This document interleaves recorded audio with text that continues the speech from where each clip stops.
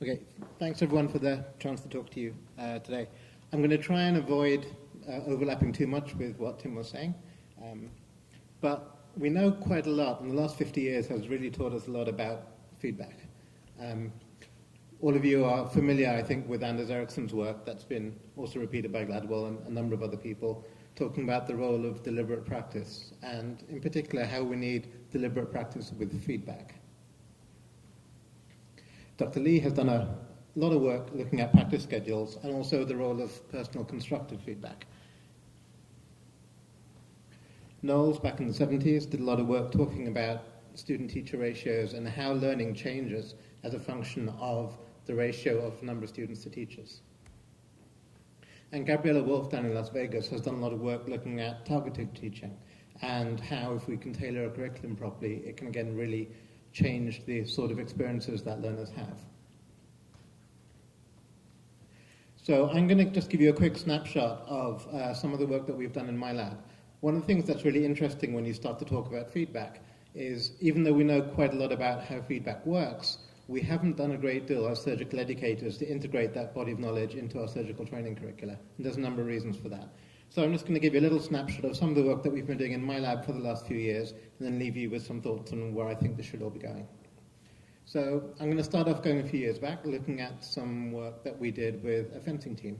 I don't know how much you know about fencing, but it's basically a glorified game of tag where you get to hit each other with metal sticks. So it's kind of a neat model for studying a whole bunch of things in. And we asked the question, what kind of feedback helps people learn quickly? And this work was funded by the Coaching Association of Canada. So what we did was we started with 50 young adults, 36 boys and 14 girls, mean age was 16. And we recruited these from a summer fencing program. They came to summer camps and they had 30 hours of instruction during the camp. And what we did is we actually split them into two separate blocks that run them. So half of them were taught using an externally focused approach to feedback, and I'll explain what that means in a second. The other half were taught using an internally focused approach to training, and that's just during these 30 hours of instruction. After the summer camp, they all joined the same club and they took part in the same practices and competition. So their first 30 weeks of practice was different. Everything else was the same across both groups. The internally focused group, there was an emphasis on the mechanics of movement. How did things feel when they were actually executing actions? And one of the things about fencing is that the movements are completely unfamiliar. So it's kind of like learning to walk all over again. What we did with this group was we said, we don't care what your competitive results are. We want to know that you look pretty, basically. Can you execute the skills in a way that matches the template you've been shown? All of the feedback that they were given was based on the biomechanics and the sequencing of actions. So were they moving the fingers at the right time relative to the rest of their body?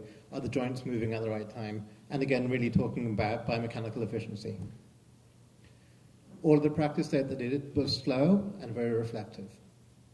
So they would work at half speed and they'd be stopped in the middle of an action and we'd ask them, does that feel right? Does it look right? How do you think you're doing? Complex actions were decomposed into little chunks, so they could really focus on performing every step properly. The externally focused group, we basically said, we don't care what it looks like, get results. You may be familiar with this kind of training. So there's really just an emphasis on results.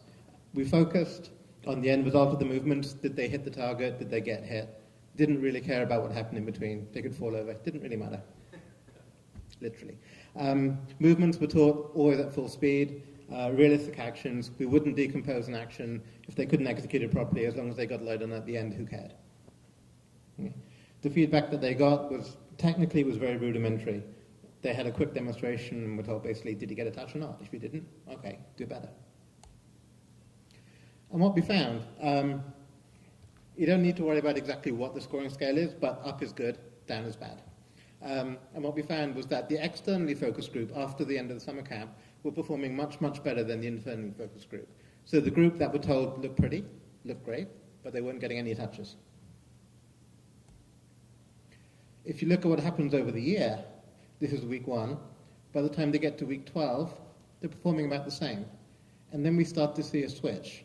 So by the end of the first year, the group that were really focused on being able to look pretty and really understanding the actions were getting much better competitive results than the group that were really focused on getting the results.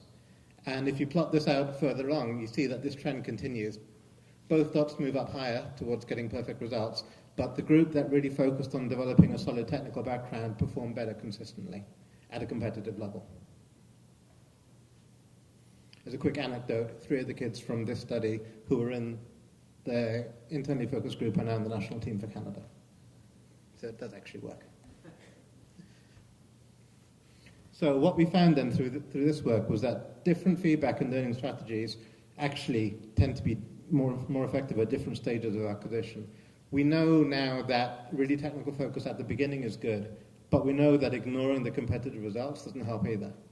So what becomes important is when do you give people what kinds of feedback? We know that what people are attending to, what they're paying attention to, is vital. And you have to steer their attention to the right things at the right time if you want to make skill acquisition optimal. And going back to my first point, we've also learned that students have a pretty good handle on what they need. If you actually listen to them and say, what do you want to know about now? They can tell you what's going to work well for them. It's not the same across all people, but for the most part, by the time people get to competitive sports where they're dealing with pretty technical activities, they've got a pretty good handle on what works well for them and how they learn. We just have to listen. We found that this work generalized pretty well. So we did a similar study looking at musicians, and we also looked at a few other really technical sports and found the same thing. Where it all fell apart a little bit was we looked at less technical sports and found that it didn't really make much of a difference with those. So what does this mean for orthopedics? Well, someone who was asking about the Toronto boot camp before. The work I'm going to talk to you here is part of the competency-based curriculum that's evolved from the Toronto curriculum. The only thing that really matters for now is that we start this curriculum with a 1-month block of technical training. So they start their residency in the skills lab right at the beginning of their program, focusing on learning basic technical skills. All the teaching is done by staff, fellows, and senior residents. And the main thing that is interesting about this for me is that this whole kind of boot camp is based on feedback and practice schedules. So the main instructional tools are actually feedback. And because it's feedback-based, it ends up being a pretty individualized program based on proficiency. So the first set of data I'm going to talk about is just, does this work as training goes? So we split our residents into 3 groups. Those that are in the competency-based curriculum, a group that was on service, a group that was off service. We gave them a pre-test, we gave them a training course, and then we looked at their performance after the pre-test and after the training course. On the pre-test, there's no differences between our groups, so everyone's the same at the start, more or less. At the end of the training course, everybody improves after 4 weeks of training, as you'd hope, and the CBC residents actually improve the most. Okay. And I'm just showing you data from global rating scales. And what got a little interesting was that the CBC group actually had a lot more self-confidence after they were spending some time in the lab. Which is great. You put people in the lab for 4 weeks, let them practice, they get better. Big deal. What I was really interested in was, okay, so what happens down the road? After people are out of the lab for a little bit, do you still see an improvement in skills? So we did a follow-up test 6 months later. So for the 6 months between the skills camp and the retention test that we're going to talk about now, people just went about their regular residency. So the on-stream and off-stream residents did their normal training. The CBC residents carried on through different modules of the program. So we've got the original data now, which was our post-skills test, and we've got a retention test we're doing at 6 months. And what we find was that our CBC residents, there's no change in performance. So between the original skills test and 6 months later, there's no measurable change in performance. Our other residents, they get better, but not still to the same level that the CBC residents are. And what's interesting for me is that if you compare their performance with senior residents, we can't actually distinguish the performance between the CBC residents and senior residents. And remember, they got to this level after 1 month of training, and 6 months later, we still can't distinguish the two. So that started to get interesting for me. So what we found then is that using a feedback-intensive course can be a really effective mechanism for teaching technical skills. It allows our senior residents and our junior residents to perform at levels that were kind of the same. But I have to stress, in a lab setting, I'm in no way saying that our junior residents are clinically equal to our senior residents. But if you just look at basic technical skills, we can get them to a point where they're performing like a senior resident very quickly, and we can keep them there. Skills are retained longer than 6 months. We've actually got data now that shows that it's up to 43 months. You can still see a performance increase.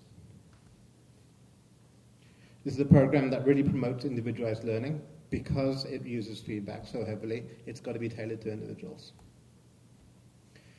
And where this gets really fun for me is that what we're seeing is if you give the residents a really technical base very early on, it privileges everything else because they're not spending their time in an OR worrying about where to stand, how to hold a retractor. They're actually paying attention to what's happening around them. They can do clinical learning much earlier. So that's where this starts to get really useful for me. Which is great in the lab, but what happens in the clinical setting? This is small, you don't need to worry about the details, but what we've done is we've started to construct a series of tools that facilitate dialogue. Basically, it's an informal performance score. So the supervisor and the resident work together. Supervisor does an informal assessment. It doesn't count for anything.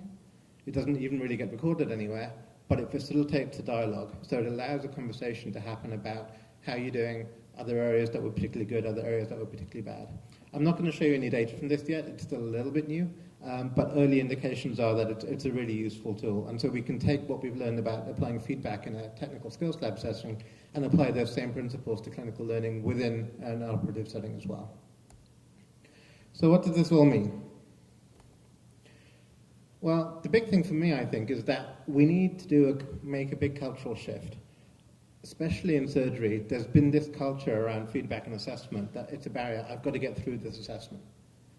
And I really think we need to be talking about feedback and talking about assessment. And I use those terms pretty interchangeably because I think that they are really the same thing. But we need to be using feedback as a stepping stone. It's how I get to where I want to go. And the people giving me feedback are helping me get there. It's not a barrier that I have to cross in order to get there. And until we really make that fundamental shift, I think residents aren't going to be open to the kind of feedback that they need. It's got to be okay in the right setting to not do perfectly because they're here to learn. Right? But if people are always getting 90%, 95%, they're not really learning, and they're afraid of getting anything less. So when you do have a real problem, it becomes a big issue. I think we need to be a lot more liberal with how we use formative assessment. Assessments that don't even get recorded, the only purpose of them should be, I'm going to make you better. This places a huge demand on faculty if you do it carelessly. What we found, and what Tim was talking about as well, is that self-assessment is a really, really valuable tool. Peer assessment can also be really valuable as well. We can get input from other health professionals, we can get input from patients. It doesn't have to be about the faculty. Of course, faculty perspective is important as well, but you've got to think about feedback within the construct of everyone else has to get about their day jobs as well, so we can use help where we can. And the last thought I'm going to leave you with is that we found in my lab that if you start promoting informal discussions around performance, really interesting things start to happen. So in Toronto now, this idea of this boot camp has been applied to the whole incoming residency year. So this last summer, all 50 residents actually took part in a lab skills course that was based around feedback. And what we've seen in all the orthopedic camps, what we've seen this year, is that these residents are actually, they're in a club together. They've all been through the same experiences. They're happy to talk about things. They socialize with each other. They share resources. They share teaching. They're actually really working collaboratively in a way that we haven't seen for years in Toronto. And so I think by having these kind of discussions, you start to change the culture a little bit at a really grassroots level and can make some really interesting changes. And so I kind of challenge you to think about how you might apply this kind of work and this kind of approach to your own practices. Thank you.